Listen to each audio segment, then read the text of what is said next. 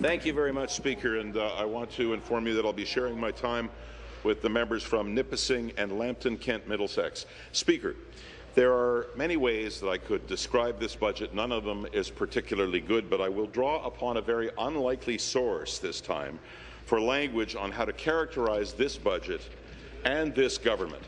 During Finance Committee hearings, we have heard from many diverse organizations and interests discussing the proposed budget. One of them was Warren Smokey Thomas of OPSU.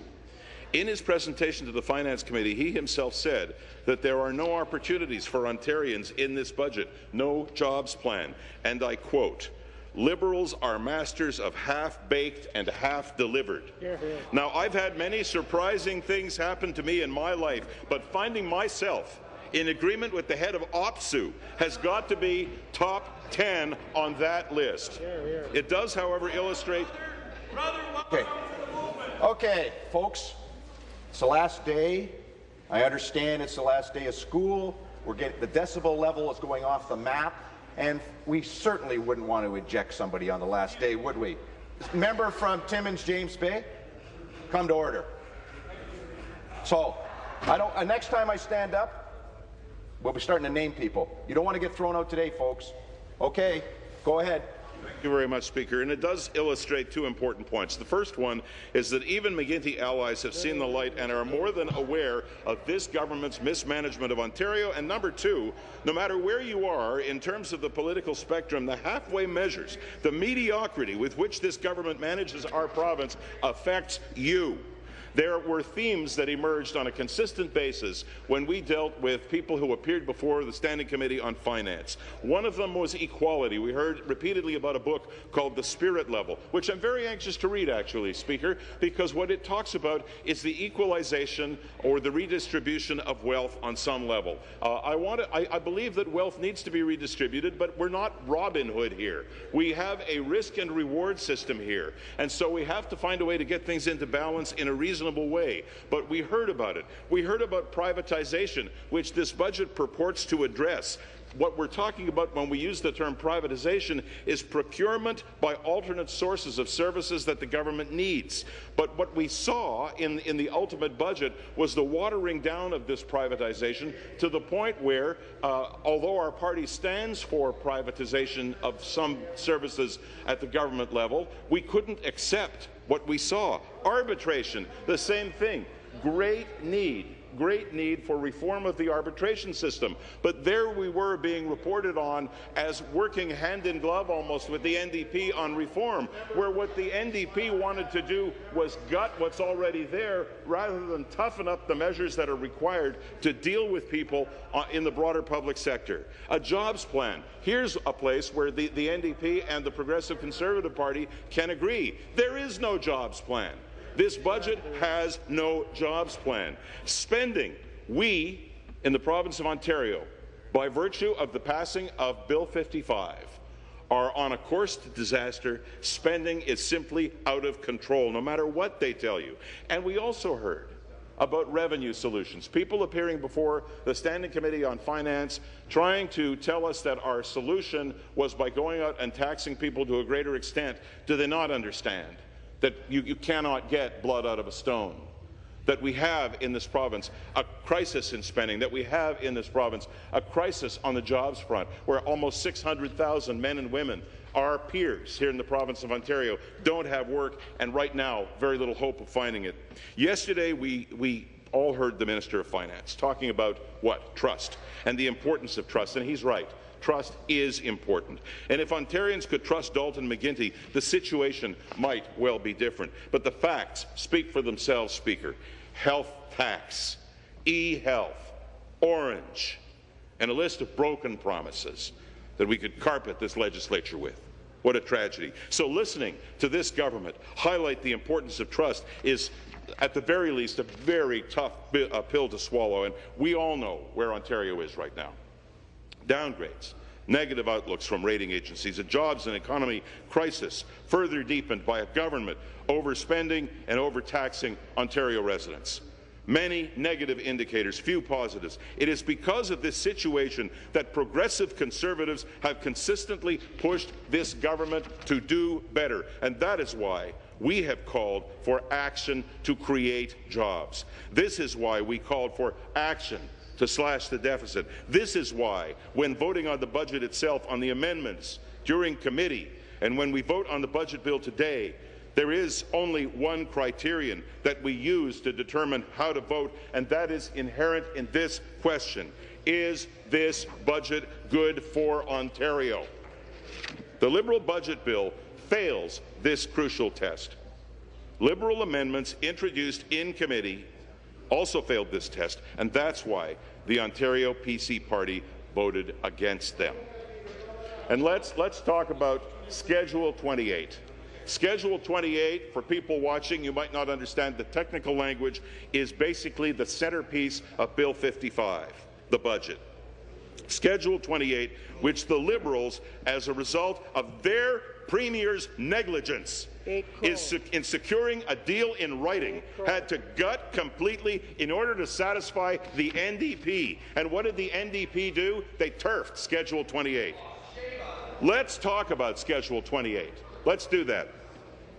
The main clause dealing with the privatization or procurement of government services from alternate sources.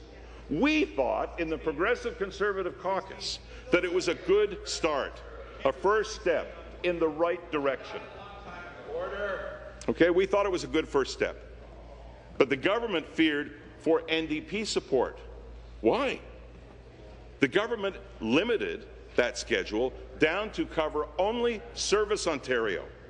The NDP voted for every single amendment to Schedule 28 and then voted to throw out the schedule altogether. We voted with the government on against the government on every single schedule, and we adopted Schedule 28. You know what we had to do that? We bit the... Last warning to the Attorney General. Thank you. Go ahead. We in the Progressive Conservative Caucus bit the bullet. We voted for a watered-down, namby-pamby version of Schedule 28 privatization, something that we favor, something that would have given Ontarians bang for the buck. The government in that particular case was at least on the right track, and we were there to support it. And that party that had made a deal with the government said no. How can Ontarians trust in Dalton McGuinty's competence to represent their interests at the federal or the international table when he can't broker a deal to get support for his budget and accuse the NDP of some kind of malfeasance or my party of absenteeism? How ridiculous is that? Premier, your attitude is why we chose the tack that we did.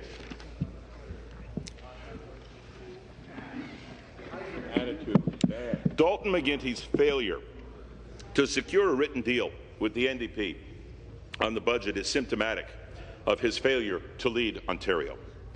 And calling my leader names changes nothing.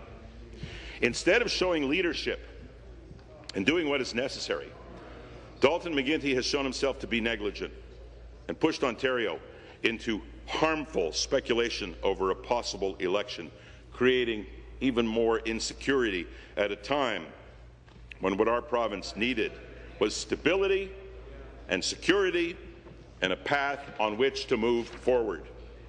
We said on March 27th that we could not support a budget with no spending plan appropriate to the crisis at hand, no jobs plan at all. Furthermore, no vision.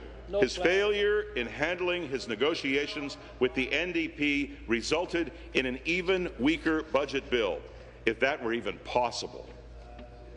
Nothing for jobless people, nothing to address our ballooning interest payments, no meaningful approach to reduce the deficit. Arbitration. Arbitration needs reform. The party to the left of me believes it needs reform. The party across from me believes it needs reform. Our party believes it needs reform. Everybody has a different view of what that reform is. I can say to this legislature that when it came to the elements of the budget that dealt with arbitration reform, yes, we didn't feel in the PC caucus that they went far enough, but we were prepared to accept them until, again, the government cut elements of the arbitration packages in a number of its schedules to a point where we could no longer support them. Why? To gain support from the NDP. And again, the NDP didn't vote for those particular amendments. Privatization, same thing. I won't go into the description I just gave of Schedule 28, but that's what privatization encapsulates. And then there's the wage freeze that we've been talking about, a wage freeze that we're told that we don't need. And yet, about 10 days ago, we see a contract awarded by an arbitrator to workers within the TTC, giving them a 2% raise in each year of a 3-year contract. That is well beyond the scope of what would have happened had there been a wage freeze on the broader public sector. And it shows you where this is all going to go if we don't step in and take some kind of bold action.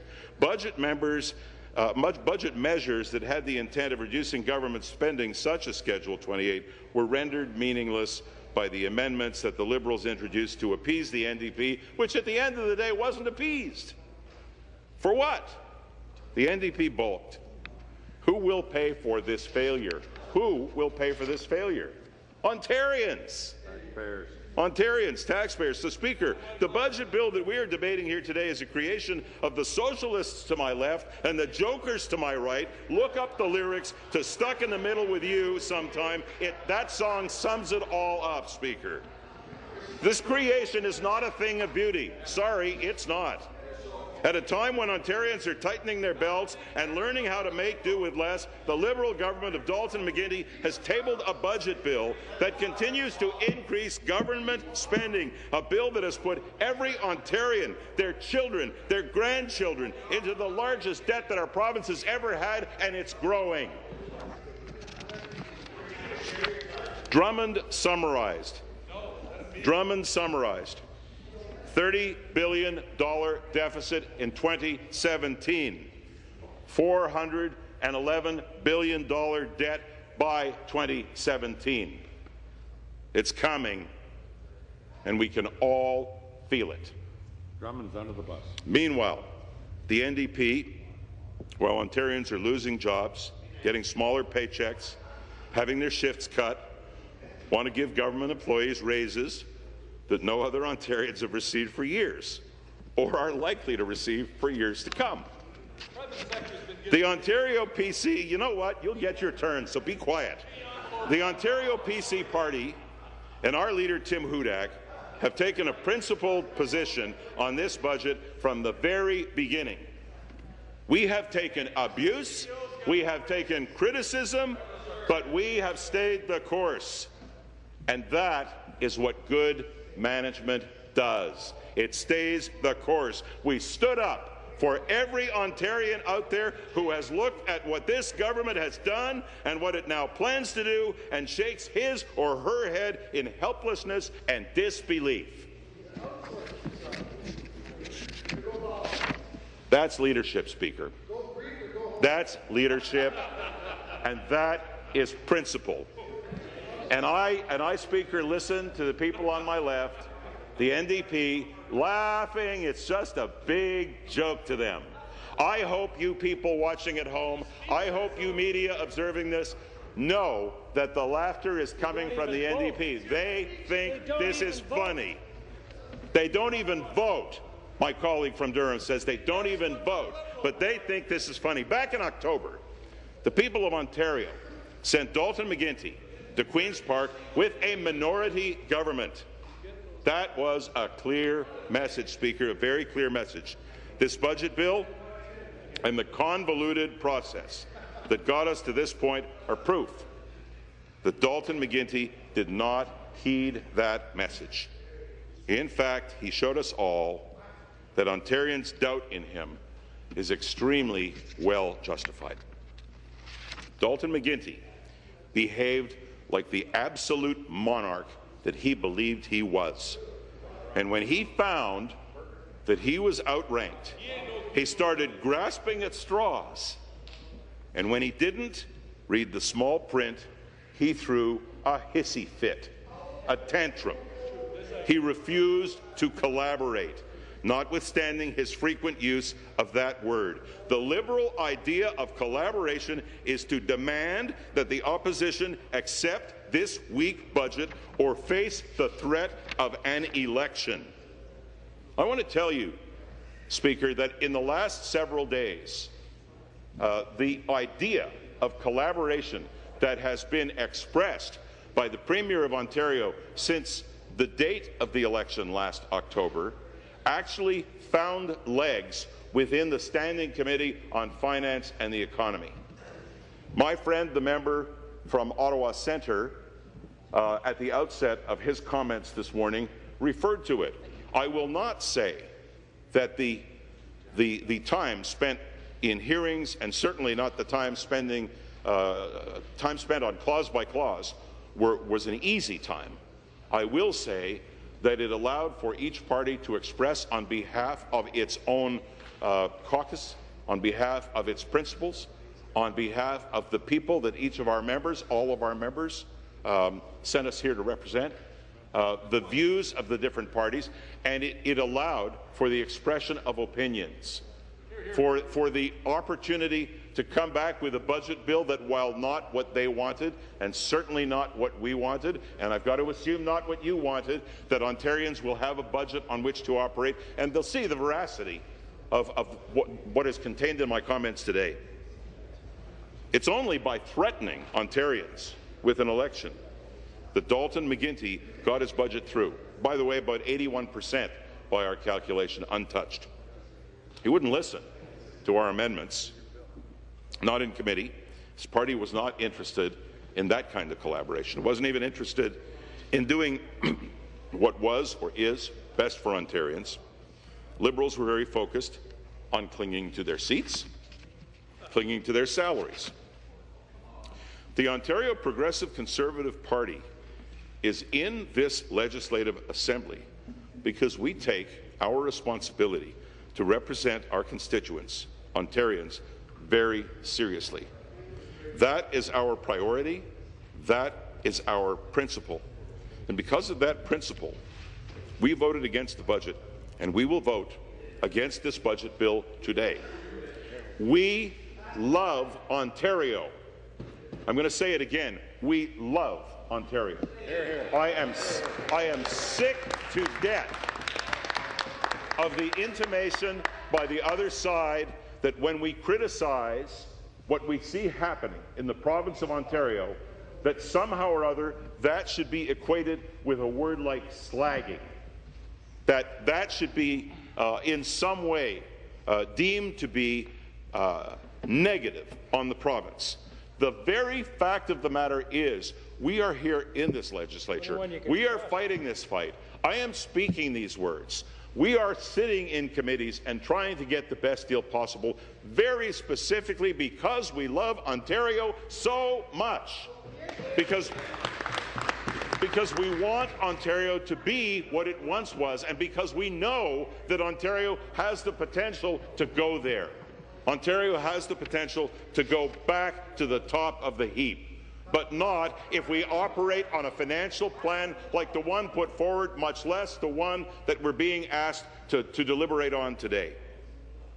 So, in conclusion, now that the Liberal hand-wringing and the NDP flip-flopping may finally be over, we should focus all of our energies on addressing the jobs crisis that Ontario is facing, on controlling spending, on reforming how we hire, how we pay, how we negotiate, how we procure, how we arbitrate with labour. Ladies and gentlemen, the Progressive Conservative Party is ready to work.